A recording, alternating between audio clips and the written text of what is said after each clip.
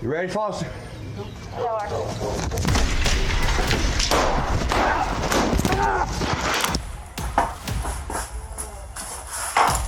Should've never broken my house. Sorry about that. These are the moments when cops recorded their own deaths. And unfortunately, there are plenty of other moments just like this. Like the time these 3 officers were ambushed and killed after they failed to notice the man in the car aiming a fully loaded automatic rifle at them. Starting with the time a cop offered help to a stranded driver. I need a ride to the store, you get me there. Okay, I can get you back to town real quick. Only to be murdered and kidnapped, all captured on his own body cam. In the early morning hours of March 15th, 2024, New Mexico trooper Justin Hare was dispatched to assist what appeared to be a stranded driver in Quay County, New Mexico. Unfortunately for Officer Hare, this would be the last time he would be dispatched on a call.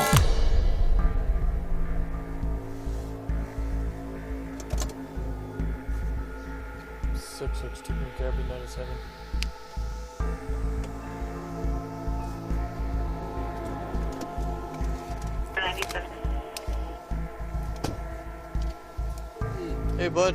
Got a flat tire, you can help me? What do you need? Just tired. I need a ride to the store, you get me there. Okay, I can get you back to town real quick, but nobody's open tonight. Well, that's fine, I'll get to town. I just have to come back and get the car. Okay, go ahead and go to the front of my car real quick. I'll meet you up there real quick. I'll get you.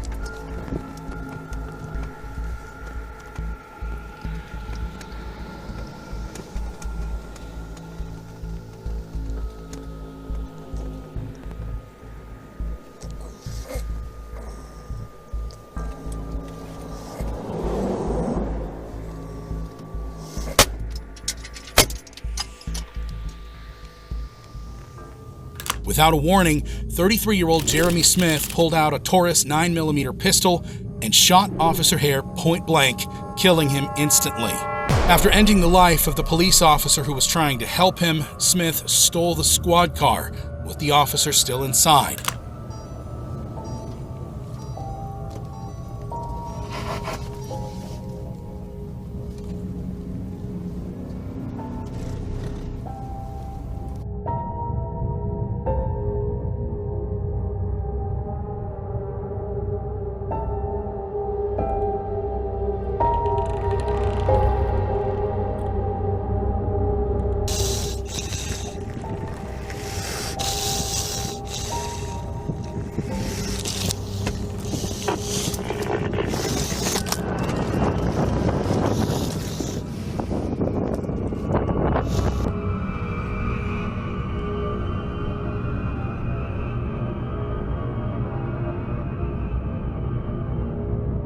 After driving northbound for around 5 minutes, Jeremy dumped Officer Hare's body on the side of the road and continued his escape. A few hours later, he crashed the stolen patrol unit and proceeded to flee on foot. Following this incident, a multi-agency investigation revealed that Smith had stolen a BMW 335i from a nurse a few days prior and already had warrants out for his arrest, which would explain the sudden attack.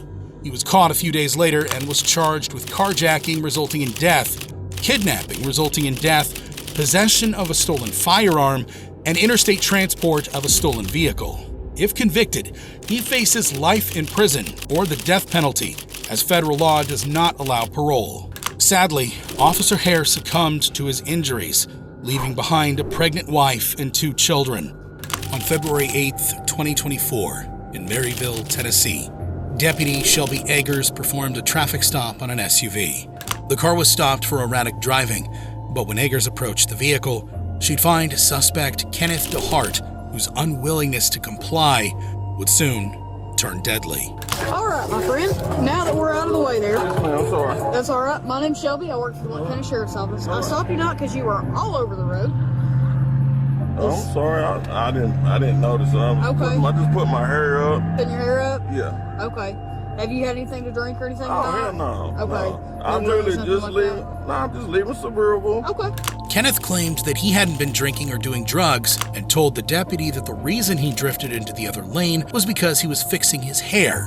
But when the officer approaches the vehicle, she notices a strong marijuana scent coming from the car, so she asks the suspect to step out of his vehicle. But unfortunately, things would quickly turn south. I'm going to tell you this. I am going to have you step out, hang out with me. Step out for what? So, I smell weed in the car. Have you ever smoked weed in this car? I don't smoke or nothing. Okay, you don't smoke or nothing? No. Has anybody ever smoked in the car? Nobody. This is Okay. my grandma's car. Okay, That's I got you. bogus, man. Okay. Well, I smell it. So what I'm going to do is I'm going to have you step out and hang out with me. Okay?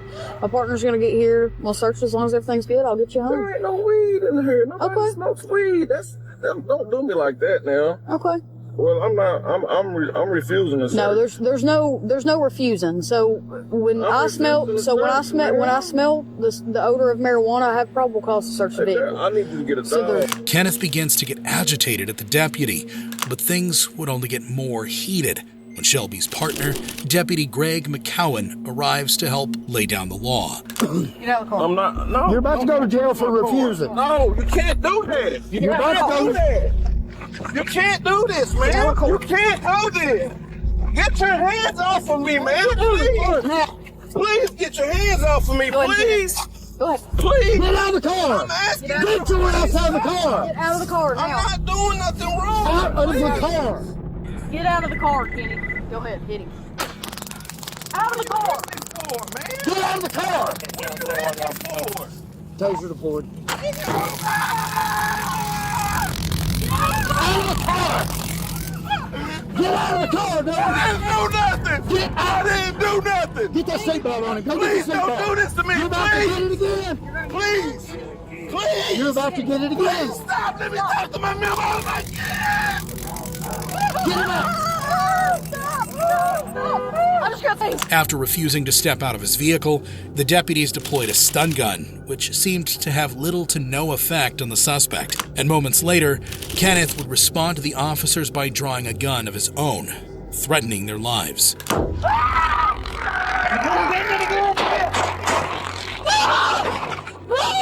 I told you.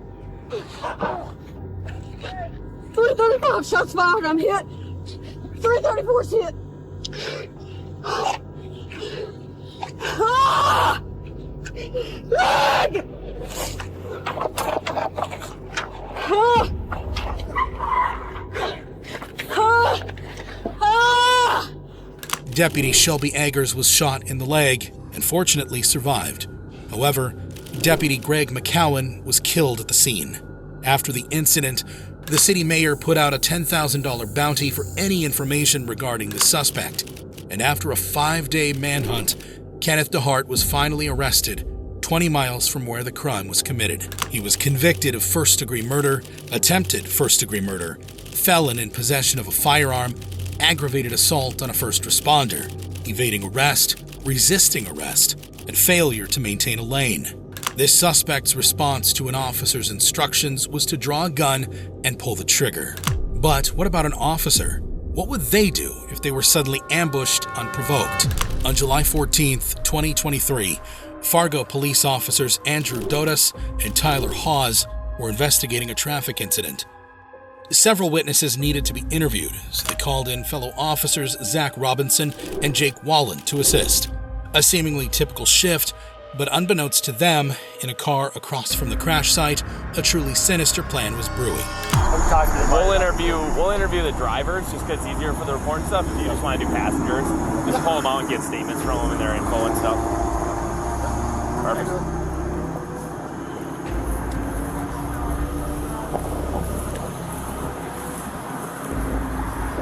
All right, so where are we sitting right now?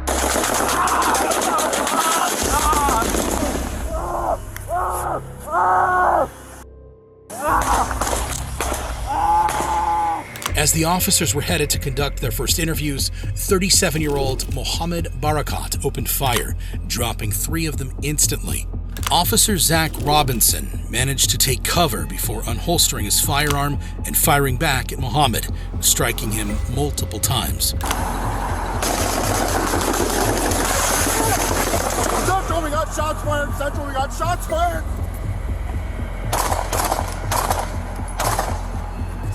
Central, we got a man with an AK-47. He's shooting at us. We're at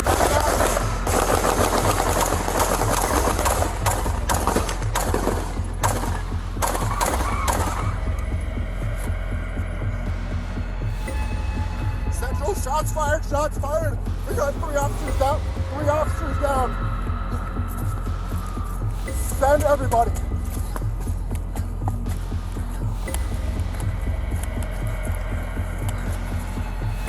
Stop moving!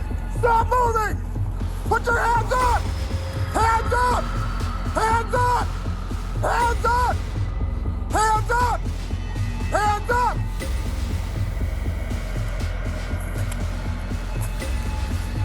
Fargo 534, 3 officers down.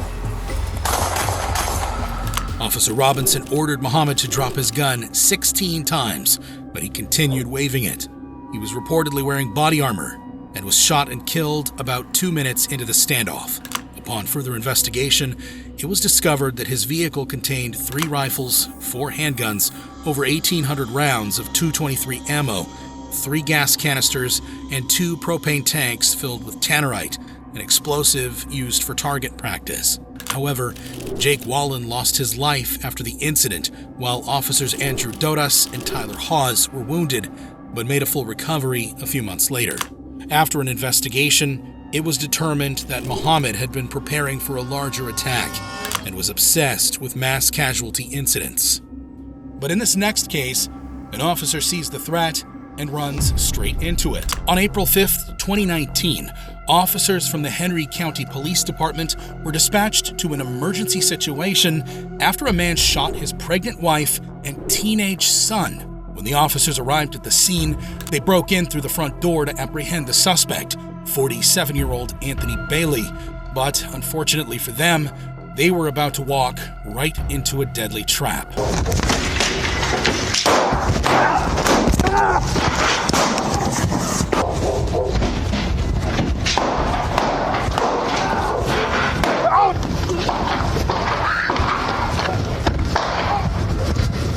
Shots fired, shots fired.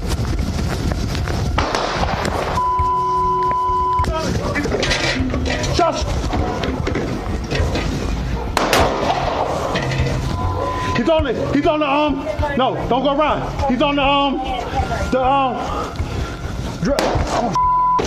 Watch out.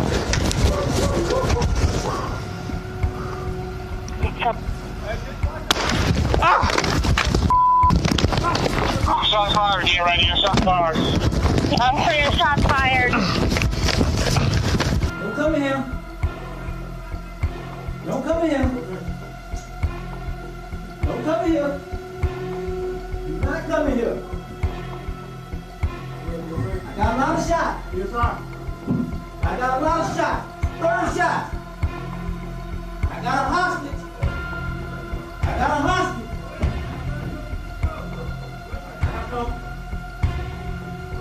Don't come in here. I got a lot of shots.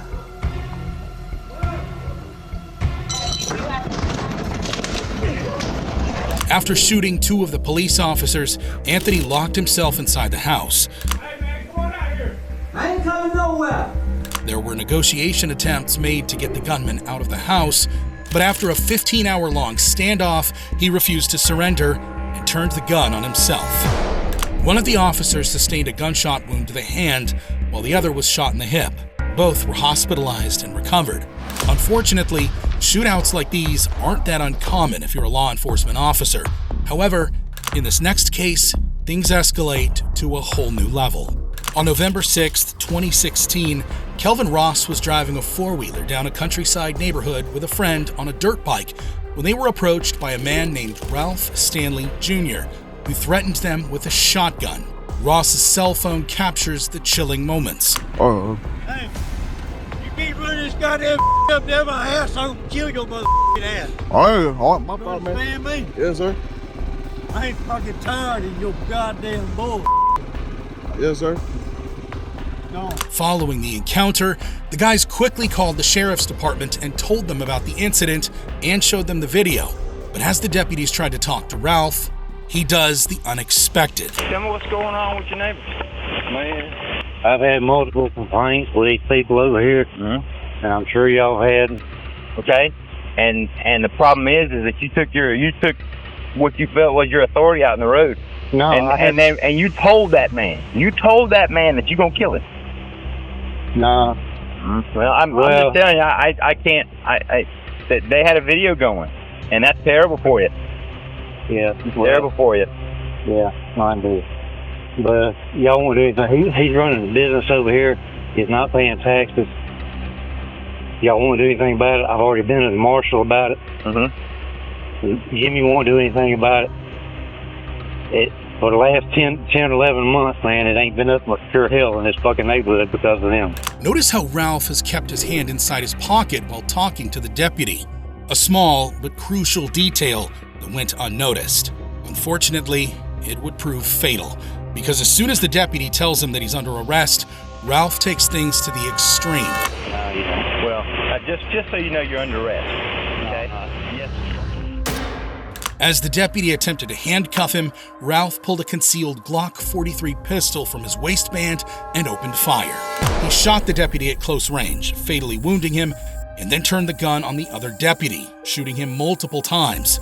The second deputy managed to fire a single shot in return, but it missed. After shooting the deputies, Ralph did not call for help or offer aid.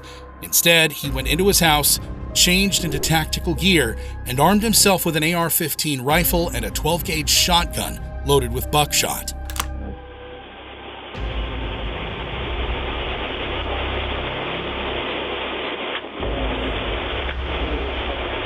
Oh, goddamn!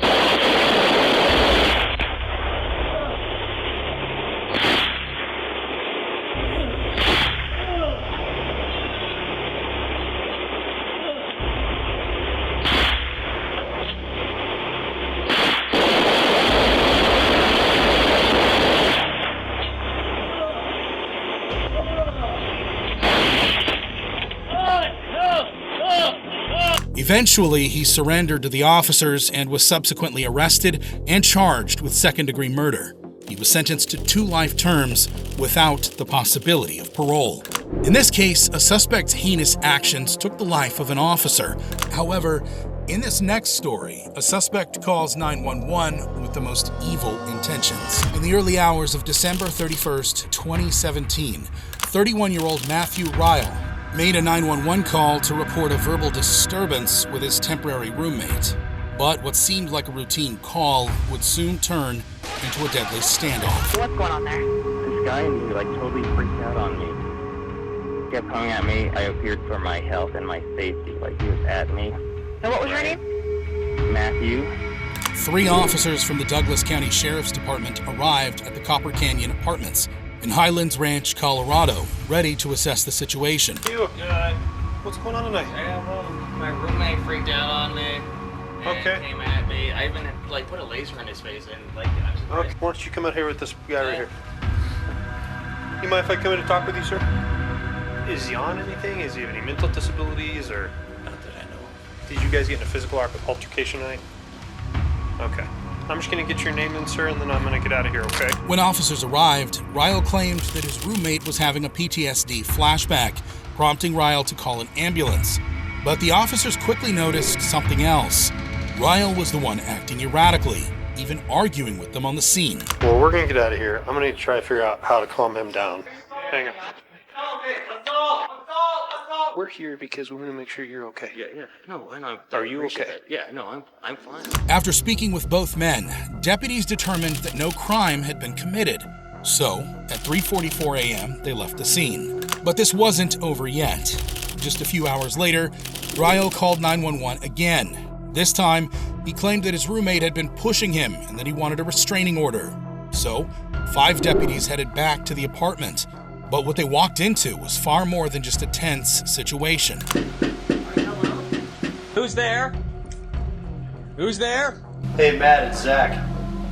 Oh, I wonder if I can make a restraining order. Well, what? Can you help me? Yeah, I can. Okay, let's do that. I just feel like you're really upset. I'm not. Well, I am. Can I get that message? Just. Well, I don't think there's anyone else in there. No.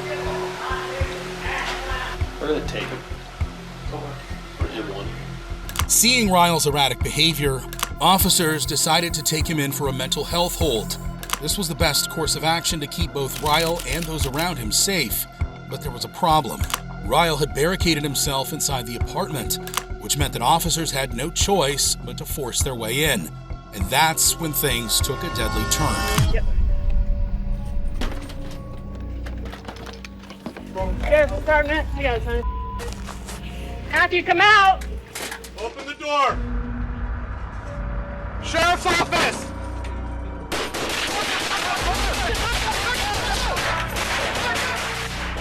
Cover me! Shots fired! Cover me! Stay with me, Pelly. You're all right. You're okay. Without warning, Riehl opened fire with a rifle. Every officer on the scene was hit, but one of them, Deputy Zachary Parrish, took the brunt of the ambush, being shot multiple times. With officers down, SWAT was immediately called in. The scene was chaotic, and Riehl continued to fire, even as SWAT moved in. Once inside, officers found Riehl barricaded in a bedroom, and the gunfight continued. But after an intense battle, Riehl was finally stopped when he was shot multiple times. Inside his apartment, officers found an arsenal, 15 guns, including rifles, a shotgun, and a semi-automatic pistol. They also discovered nearly 400 spent shell casings and 180 bullet holes in the walls, some reaching neighboring apartments. But what made this case even more chilling was that Riehl had live-streamed the entire attack on Periscope. In the footage, he claimed he was only defending himself. He even bragged about having over 1,000 rounds of ammunition. Sadly, Deputy Zachary Parrish didn't survive his injuries. The other officers, though wounded, made it out alive. A routine call had turned into a deadly ambush, and one officer paid the ultimate price. Officers often have to put their lives on the line to protect and serve, and in this next story, law enforcement has to take on someone who is willing to do anything to escape. On October 15th, 2023, a Tehama County police officer responded to a call regarding a disabled motorist. The driver, 39-year-old Joseph Michael Pate, was approached by the officer and asked to roll down his window. Dashcam footage shows the horrifying moments that followed.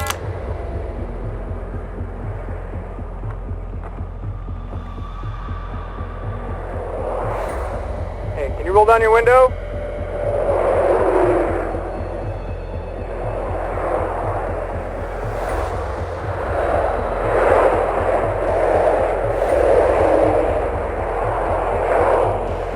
After knocking on the window a few times, the officer suspected that something might be wrong, so he backed up, which proved to be a wise decision as the driver suddenly exited the vehicle and opened fire on the officer.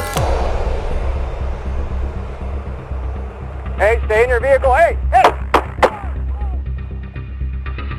802, 802, shots fired, shots fired, shots fired. 1199. Southbound. He's got a long gun on the ground. Stay on the ground!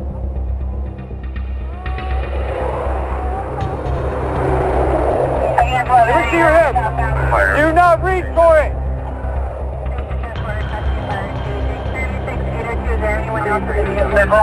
802, I cannot tell. There's blacked out windows.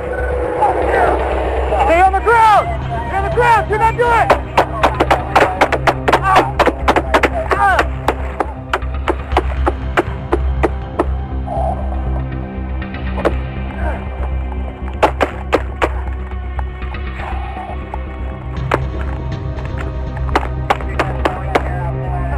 After a few minutes of pretending to be down, the man got up again and shot the officer, hitting him multiple times. The man then proceeded to steal the cop car and tried to escape, only for him to meet a bitter end. 802, I'm hitting the leg. He's taking off with a patrol vehicle.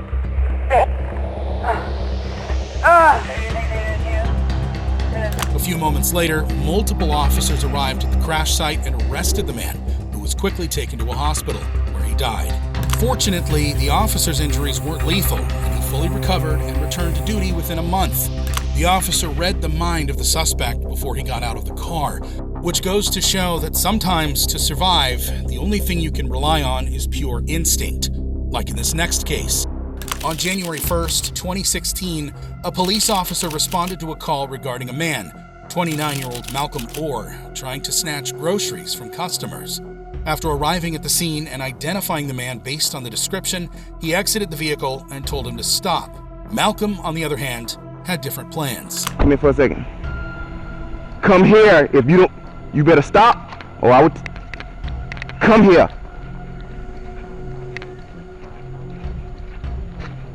Come here. Stop.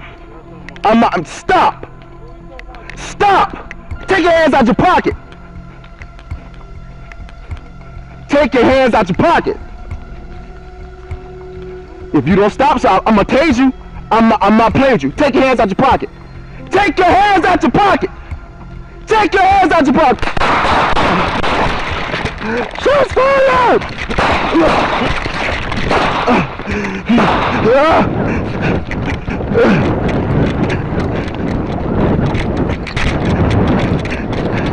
Damn! Shots fired!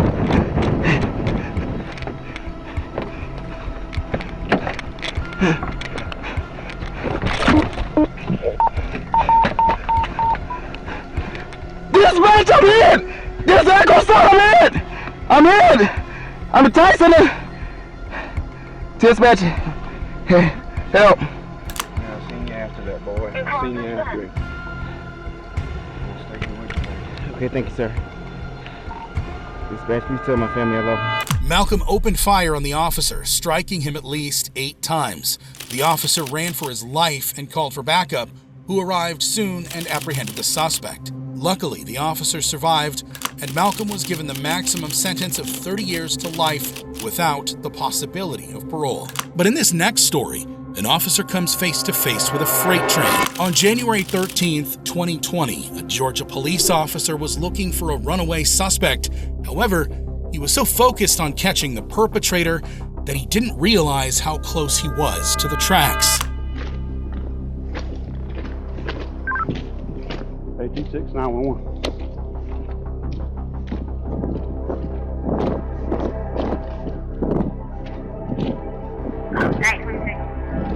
Come here!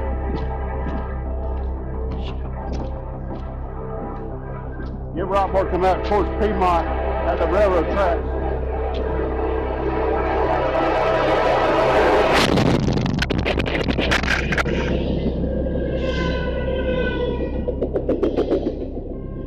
The officer sustained multiple serious injuries following this incident, including broken ribs, a concussion, and multiple fractures.